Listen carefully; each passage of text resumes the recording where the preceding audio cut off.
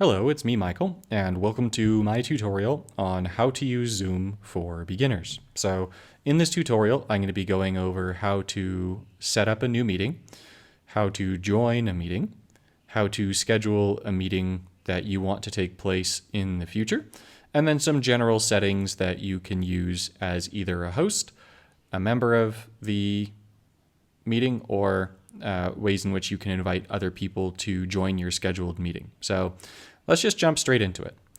If you want to be the host, if you want to set up a Zoom meeting, you're going to want to go ahead and click this orange icon right here. Now, I'm on a computer for this, and I'm using iOS, which is an Apple computer and the Apple operating system.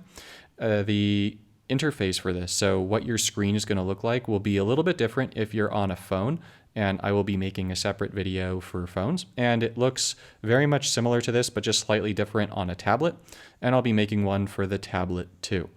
Now, for starting a new meeting, what you're going to want to do is first, if this is just if you're making your very first meeting, you're going to want to select the drop-down menu over here, and I would advise using your own personal meeting ID. Every account has their own unique personal meeting ID number. And so mine for this particular account is this 550 number. Once you click this little box right here, so unclicked, clicked. So once it's got that little check mark in it, your Zoom meetings that you set up will always use this code. That makes it really easy if you want other people to be able to join your Zoom repeatedly. If you want to have your Zoom completely randomize the number so that people are not able to rejoin, then you can, of course, just go ahead and unselect that. So for starting a new meeting, you go ahead, you click that, and then, you see me there, right there, yeah. And so you're given the option to either join with computer audio or test speaker and microphone. So if you click this test speaker and microphone, it's just going to run you through two quick tests to see if your speaker is working and if your microphone is working. So it's going to ask you, do you hear a ringtone? If you do hear it, you click yes. And then if you then get to the second one, so speak and pause, do you hear replay? If you do, you click yes. And then it will let you join with computer audio, which brings you back to this original menu right here, and you're going to go ahead and select join with computer audio. Now, here I am, so hi, I'm Michael. And then down here on the left is going to be the first of our series of controls. So right now, this particular screen is the host. So you are seeing what the host would see in a Zoom meeting. So you've got this mute feature over here. If you click it, it's just going to mute you. And then you have other options here next to this little microphone that are really nifty. So it shows you what microphone you're using. So right now it's saying same as system, but if I wanted to, I could select it to be using one of my other microphones, right? So this little black microphone in front of me is the Yeti stereo microphone. So if I wanted to use that, I could go ahead and click that, and this Zoom call would now be using that microphone. The same is true for your video. You can go ahead and choose to stop your video if you do not want people to see you. Furthermore, you can actually join or set up to host a Zoom meeting without having your video automatically display. I have mine set to automatically display, but you can turn that off in the settings. So if you click stopped video, right, then you're just going to get the icon for your account appearing. So my name is Michael. It gave me a brown background with a white M. And so that's what appears when I click stop video. When I click start video, it just goes ahead and shows the video again. We've also got the same features as we had for the microphone and muting, in that you can go ahead and choose to change to a different camera. Furthermore, you could choose to use a virtual background to go behind you, but I'm not so fond of that myself.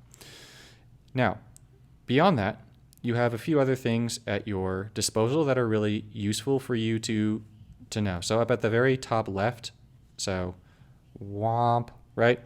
You've got that little eye. That little eye is going to give you all of your information about your Zoom meeting. Now, A recent update to Zoom has required all of the basic accounts to have a password. So for this particular Zoom meeting, I set the password to tutorial. I will, in a later video, be going over settings in Zoom and how do you set a password, all of that kind of stuff. So if you're looking at it like, how did you get a password? I will be going over that in a later video. This is just basic Zoom settings. Or usage, right? So the password is here. It's got the meeting ID. It's got my name, so the name of the host. It's got the password, and it's got this telephone room system just in case phones need to join. Furthermore, what's also really nifty is you've got this little invitation URL. You can click that little blue thing right here for copy URL, and then you can go ahead and send that to anyone that you want to join your Zoom meeting. If you want this to go away, you just go ahead and not there. Just click anywhere else on your screen, and that goes away. You also have the option to set additional security measures for your Zoom meeting, so you can go ahead and lock your meeting. If you do that, no one else can join your meeting. You can enable a waiting room. If you enable the waiting room, it's going to make it so that when people join your Zoom meeting, you have to give them the okay for them to be able to join your meeting. Otherwise, they do not get to join your meeting. So if you're worried about anyone joining that you do not want to join, go ahead and enable that waiting room, and you're going to want to make sure that people who you do not recognize do not join your meeting. Furthermore, you can enable your participants to share their screens, so that just shows what's on their screen. You can enable the chat feature, and you can allow people to rename themselves. For the features here, participants, chat, etc., we're going to want to have some extra participants. So I'm going to go ahead and join this meeting with a few other devices so that we can see them in here. So you're going to hear some little clicking. That's just the iPad over here as I'm inputting the password. And then the same is going to be true over here as I input the password in my phone. So I'm joining with a bunch of different devices here. So we're going to join without video. We're going to join without video. And so right here immediately you see this popping up, this little orange thing, and it's telling me there are people trying to join your Zoom. So you can go ahead, you can click See Waiting Room, and you can admit these other people. Now, I happen to recognize both Michael Beer and Michael Beer, so I'm going to go ahead and admit number one. And let's say that I didn't recognize Michael Beer for a second. I could actually click Message over here, and so you'll see that it says to everyone in the waiting room, and I could just ask other Michael Beer, who are you, right? Now, once I determine that this is someone I know, I can click the little red X and I can admit this other fake Michael Beer. Now, this brings us to participants. So you can actually go ahead and select participants here. I actually like to click it. You can click down here and then drag the menu over. I like to have participants open when I'm the host, just as it gives me a whole bunch of options for what I can do to control the participants in my group. Now, I use Zoom professionally to teach, so it sort of makes sense for me to be able to be like, oh, this person is being really noisy, or this person is showing silly videos or has things going in their background. So I want to be able to stop that. Now, I'm going to go ahead and enable the call feature here. So let's mute that. And so you'll see that, let's actually mute this one too. Excellent. Yeah? No? No. Let's get rid of the volume on this device. Yeah? No? Oh well. So I'm going to mute this one here. It's not going to mute the video. Yes, I know that I'm muted, but I'm just doing this temporarily. So you can actually go ahead and choose to unmute people. You can mute people, etc. So that means that this particular account, this second Michael Beer, is muted. I can unmute them by clicking that. And furthermore, if I wanted them to actually start the video, I can click this drop-down menu and say, hey, ask to start the video, right? Now, I could also chat with these other Michaels if I wanted to. And so for chatting with the other people, you can just go ahead and chat and have it go to everyone in the waiting room. But you can also have it go to specific people. So you can send private messages. So if I wanted to send private message to other Michael Beer, I could send private message to other Michael Beer just by selecting his name from this drop-down menu. You can do this for anyone in your meeting unless the host has set it so that other people cannot chat in your meeting. So I'm going to go ahead and exit out of chat. I should add, by the way, as the host, you can also make it so that participants can chat with no one, host only, everyone publicly, or everyone publicly and privately. So you actually have options to make it so that people can chat however you want. You also, as the host in this little participants window, can go ahead and select more. And this gives you a few more things that you can do with your participants. So you can mute participants on entry just so that they don't make noise when they come in. You could have it play an enter or exit chime that just signals when someone is entering or leaving your Zoom. You can set it so that participants are allowed to unmute themselves. So if you get rid of this, participants are no longer allowed to unmute themselves. You have to unmute them. You can allow participants to rename themselves. Furthermore, you could make it so they cannot rename themselves. And then the lock meeting and enable waiting room we saw in the security tab. So this is what we would do as the host. Now, if you are not the host, so we're going to go ahead and we're going to make someone else the host. We're going to make Michael Beer the host here. So Michael Beer, you are now the host. Yes, we're going to change the host. If you set up the meeting, by the way, so you were the original person to set up the meeting, you can always go ahead and click on this participants thing again, bring up that window, and click on reclaim host. You will become the host again. So if someone tries to hijack your Zoom meeting, you're the one who set it up. Just click on that participants window and click reclaim host. You'll become the host again. So you don't have to worry about interweb pirates and stuff. So this is what your screen is going to look like if you are not the host. You'll see that by and large, it's almost exactly the same as it was before, right? So not much difference. I'm going to go ahead and reclaim being host, right? So very little difference. You are the host now. Big surprise. Now, the last thing that I want to go over for what you want to, something that you should know about with regards to your Zoom is this gallery view right here. So if you want to be able to see all of the people in your Zoom call, you can go ahead and select gallery view, and it's going to nicely make everyone's windows appear in front of you. I'm going to now get rid of this participants menu so that we can very nicely see Michael Beer and Michael Beer. I happen to think that this one looks a little bit better. I think purple looks really good on Michael, but I'll let you decide which you like better. So now you can see everyone at the same time, as opposed to if you click on speaker view, then the person who is speaking is going to appear in full screen. So because I'm talking, it's going to go ahead and say that this other one is talking, but that's just because I have 3 devices all together. Normally, that would not be the case. Mine would be the priority. Okay, so I'm going to go ahead and end this meeting right here. So we're going to end the meeting. Now, if you want to continue, if you want to let your participants continue the meeting, you can once again go back into participants and allow someone else to become the host. If you do that, then when you leave the meeting, the meeting stays open. So I could go ahead, make Michael Beer our host again. So change host. And then when I leave the meeting, I could just leave it by myself.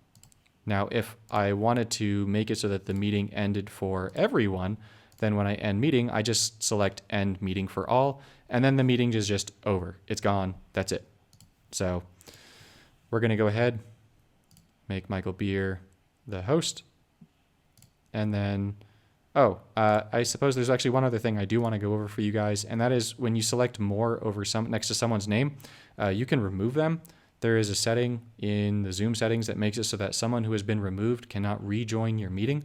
So if someone joins up into your meeting and you're like, I don't know who you are, they make it past all of your other security measures, you can just remove them and then they cannot come back in again.